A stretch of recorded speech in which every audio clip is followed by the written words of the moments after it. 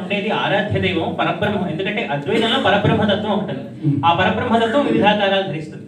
విశిష్టాద్వైతంలో ఏంటంటే పరబ్రహ్మమే నారాయణుడు. ఆ పరబ్రహ్మమే నారాయణుడిగా భావించినప్పుడు ఇంకా మిగతా వారందరూ వారి పరివారంగా మనం ధ్యానిస్తాం, వారిని పూజిస్తాం. ఇదొక మార్గం, అదొక మార్గం. రెండు కైవల్యానికి దారితీస్తాయి, రెండు మోక్షానికి దారితీస్తాయి. రెండు ఇచ్చినటువంటి మహానుభావులు శంకర భగవత్పాదుల వారు, రామానుజాచార్య స్వామి వారు. ఇద్దరూ మనకు ఆరాధ్యులే. ఎవరికి కాదనుకుంటాం?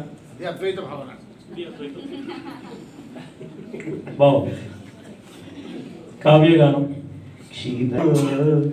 క్షీరాబ్ధి తరగలో శ్రీపయోధరములో తొలిపాము పొలుసులో తుగుశయ్య